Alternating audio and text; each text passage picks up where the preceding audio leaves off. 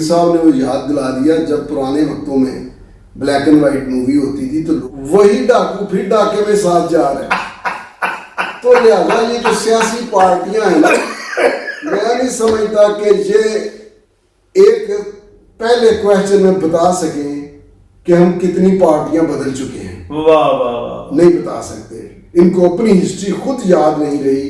یہ اتنا لڈو کا سانپ، کبھی ڈھسا 98 سے 0 سے سیڑھی ملی. السلام علیکم جی، میں ہوں طاہر سرور میر ٹاکیز سے، اور میرے ساتھ ہیں آصف عنایت بٹ صاحب. آصف عنایت آفیشل سے اس کو ریپرزینٹ کر رہے ہیں. یہ ایک طرح سے چینلز کی پی ڈی ایم ہے. اچھا بٹ صاحب، آصف عنایت لائیو. ہاں، تو مجھے یہ بتائیے بٹ صاحب کہ استحکام پاکستان پارٹی معرض وجود میں آ گئی ہے، تو آپ کو استحکام پاکستان پارٹی کے وجود سے اور اس کے قیام سے ملت پارٹی یاد آئی ہے، اور کونسل مسلم لیگ بھی آپ کو یاد آئی ہوگی، اور پھر آپ کو کاف لیگ بھی یاد آئی ہوگی. کاف لیگ اور ملت پارٹی مل گئے تھے، سگند اور سمن کی طرح آپس میں مل گئے تھے، اور پھر مسلم لیگ جنیجو بھی یاد آئی ہوگی بٹ صاحب جی، اور مسلم لیگ نون بھی تم یاد آئی آئیاں نے کہ نہیں یاد؟ پلیز بتائیں. یاد آئی نے. اور سب تو بڑی پریشانی یہ ہے کہ شیخ رشید نو چھڈن واسطے پارٹی نہیں لبدی پئی، کلے نے جانا جتھے جانا ہے. اچھا سیریس نوٹ، آپ کیا سمجھتے ہیں کہ یہ استحکام پاکستان جیسے یہ عنوان سے ہے، نام سے ہے، تو کیا پاکستان کے استحکام میں کوئی رول پلے کرے گی، اور کیا اس کی ضرورت تھی ایک اور سیاسی پارٹی کی؟ سیاسی پارٹیاں کسی بھی سیاسی نظام کے لیے بہت ضروری ہوتی ہیں. ضرورت کے حوالے سے تو میں سمجھتا ہوں کہ جتنے لوگ اس میں آئے ہیں، جس میں علیم الدین خان صاحب ہیں، جہانگیر ترین ہیں، وہ ایک ہمارا بڑا تعلق تھا، تو ایک پہلوان گرفتار ہو کے جیل چلا گیا. اچھا، تو وہ اس کو دوسرا بندہ وہ آگے کہتا ہے کہ تسی جانتے ہو چاچا سلطان. اچھا، اس نے کہا اے اب منڈے کی ضمانت کرا، بہت ہی دیر اندر رہے گا تو بزدل ہو جائے گا، تو پلوانی ختم ہو جائے گی. صحیح. سیاست دان اگر کام پہ نہ لگے جی تو اس کی سیاست ختم ہو جاتی ہے. ایک تو یہ جو استحکام پاکستان کے حوالے سے کسی اینکر نے کہا بھی تھا کہ ان کو کوئی بندہ نہیں ان کے پاس جو بتاتا کہ کوئی نام اس طرح کا رکھے جو نظریاتی سا لگے یا اس طرح کا لگے. اس کو آپ جو بالکل ماضی قریب ہے نا، اس کے تناظر میں دیکھیں. یہ جو حملہ ہوا ہے 9 مئی جو ہمارے ساتھ ہوئی ہے 9/5، جس نے پاکستان کی تاریخ میں پہلی بار، یہ جو بہت کہتے تھے پی ٹی آئی کے بچے اور سارے فالوورز کہ پہلی بار ایسا ہوا ہے، تو جب دیکھا وہ پہلی بار بہت پہلے ہو چکا تھا، لیکن یہ واقعتاً پہلی بار ہوا تھا. یہ جو عسکری انسٹالیشن پر گھروں پر. بٹ صاحب ایک سوال میرا چھوٹا سا لے لیں ساتھ. جی پلیز. 9 مئی عسکری تنصیبات پر حملہ ہوا ہے. میں یہ سمجھتا ہوں کہ دیکھیں کہ جو ریاست کے 4 ستون ہیں اس میں ایک صحافت بھی ہے، چوتھا ستون. جی. اور چوتھے ستون میں صحافت میں ٹیلی ویژن جو ہے، سرکاری ریاستی میڈیا، سرکاری میڈیا کا جو آفس ہے پی ٹی وی، اس پہ جب پی ٹی آئی اور عمران خان صاحب کی عشیرباد پر حملہ ہوا تھا تو یہ 9 مئی سے کم نہیں تھا، لیکن اس کو رجسٹر نہیں کیا گیا.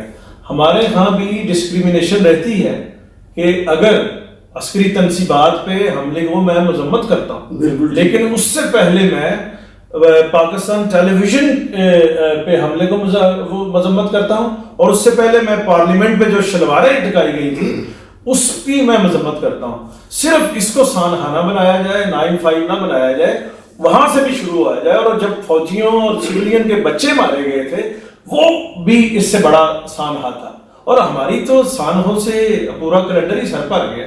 اس میں کوئی شک نہیں، لیکن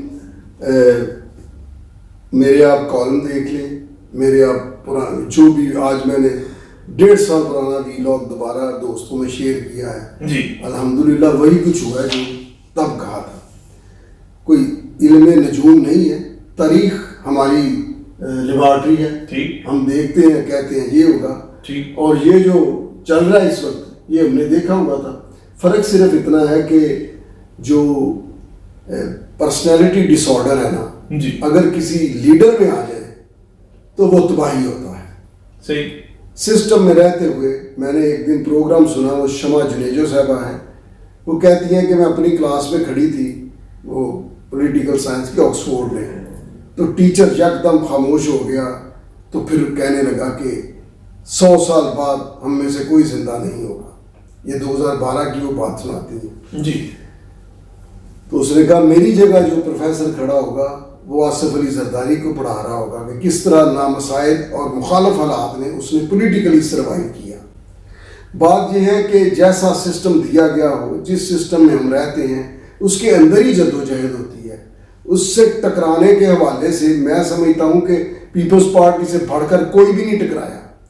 لیکن کیا آپ سمجھتے ہیں کہ اس وقت جس کو انڈیا گوند کہتا ہے پاکستان آرمی کو, اس کے اور بہت سارے طریقے تھے, کرتے ہیں. میاں نواز شریف صاحب نے تنقید کی کہ باجوہ آپ کو حساب دینا پڑے گا, فیض حمید آپ کو حساب دینا پڑے گا, مریم نواز شریف نے, زرداری صاحب نے کہا ہم آپ کی اینٹ سے اینٹ بجا دیں گے. تو بات یہ ہے کہ وہ ایک پرسن کو انہوں نے کیا اور زبان کے ساتھ کیا. ٹھیک. اچھا, اب یہ جو میں ادھر آتا ہوں, جو ہمارا بنیادی سوال تھا استحکام پاکستان, جی, تو اس کو جب انہوں نے دیکھا کہ ایک پارٹی جو تبدیلی لا رہی تھی اس نے تخریب پاکستان کی کاروائیاں شروع کر دی. اس نے یہ شر پسندی, کیا نہتی پولیس پر پیٹرول بم پھینکنا آپ نے کسی سیاسی جماعت میں دیکھا ہے؟ یہ ان میں دیکھا ہوگا جن کو تڑکا لگا ہوگا دہشت گردی کا. وہ کوئی بھی ہو, کوئی بھی جماعت ہو, یہ میرے کوئی بھی جماعت کہنے سے آپ کے ذہن میں بہت سی جماعتیں آ گئی ہوں گی. جی, میں نے تو دیکھا ادھر ایک تنظیم جس پر اب پابندی لگ چکی ہے, سرگودا سے ڈی ایس پی آیا اور لاہور میں تفتیش ہو رہی ہے, دونوں کے درمیان پردہ ہے اور وہ آواز بدل کے تفتیش کر رہا ہے. یہ حالات بھی دیکھے ہیں. پاکستان کوئی اچھے حالات سے نہیں گزرا. جنرل ضیاء الحق کے تحفے کا بھی جو پھل تھا ہم بوئے ہوئے کا کاٹ نہیں پائے تھے کہ مشرف صاحب کا پھل آ گیا. یہ الگ باتیں ہیں. لیکن یہ جو استحکام پاکستان ہے اس میں جو چہرے دیکھے گئے ہیں, میں یہ سمجھتا ہوں کہ اس کو انہوں نے کہا نہیں بھائی, اب یہ لوگ جو آپ نے دیکھے تھے نا توڑ پھوڑ اور ادھر ادھر کرتے, یہ استحکام پاکستان کے دھیان لگ گئے ہیں. اور ان کے ساتھ یہ بھی کوئی نہیں ہے. آنے والے وقتوں میں آپ دیکھیں گے کہ ملک کی سالمیت یا اداروں سے ٹکراؤ کے معاملے میں میرا نہیں خیال کہ کسی کو معافی ملے گی. اچھا آصف بھائی, اس میں علیم خان صاحب ہیں, جہانگیر ترین ہیں, فواد چودھری ہیں, فردوس عاشق امان ہیں. بہت سارے لوگوں کا کہنا تھا کہ عثمان بزدار کو جو انہوں نے لگایا وسیم اکرم پلس کہہ کے, علیم خان ان کی جگہ ہوتے تو شاید 3.5 سال میں نہیں بلکہ یقین سے یہ کہہ سکتے ہیں کہ بہت بہتر وہ پاکستان پنجاب میں کوئی وہ رول پلے کرتے. یقیناً یہ بات آپ کی 100% ٹھیک ہے, اس لیے کہ میں سمجھتا ہوں کہ جو ڈکٹیٹرشپ ہے نا, ڈکٹیٹر ایک مائنڈ سیٹ کا نام ہے. آپ جتنے بھی ڈکٹیٹر دیکھیں, میں تو ضیاء الحق کو دیکھتا ہوں, وہ اپنی طرف سے جنیجو صاحب کو مسکین آدمی سمجھ کے لے کر آئے تھے. تو انہوں نے کہا کہ سائیں جب میں آپ کو بطور صدر دیکھتا ہوں تو آپ میرے باس ہیں, جب میں آپ کو بطور آرمی چیف دیکھتا ہوں تو آپ میرے ماتحت ہیں, تو میں چاہتا ہوں کہ آپ میرے باس ہی رہیں. تو ضیاء الحق نے ذاتی محفل میں کہا میں نے اس کو سندھڑی سے لے کر آیا تھا, یہ واپس سندھڑی جانا چاہتا ہے. تو پھر انہوں نے سندھڑی بھیج دیا ان کو. اور ایک جنیرک فیل یہ ہے کہ یہ وہ لوگ ہیں جو آزمائے ہوئے ہیں. آپ نے جو اپنے کالم عنایات میں لکھا وہ والا سے سناؤ نا واقعہ. اوکے, ہاں, یہ جو ہے نا, میں علیم خان صاحب کا پلیز یہ ہے کہ جو عثمان بزدار تھا نا, ایکچولی اس میں بھی عمران خان ہی تھے. جی, اور جو میں نے وہ عمران خان کا گلہ سی اور شکلوں بھی گلہ ہی سی.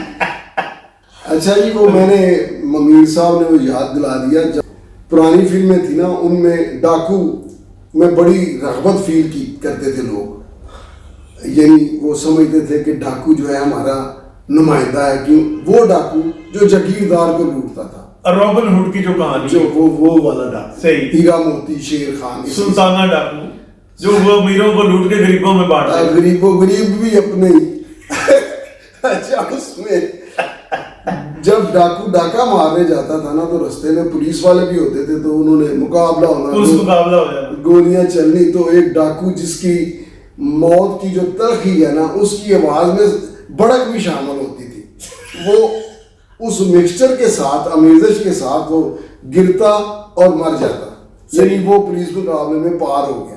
بالکل ٹھیک۔ اب تھوڑے اور مناظر آتے تھے فلم میں، تو اگلے منظر میں ہم دیکھتے ہیں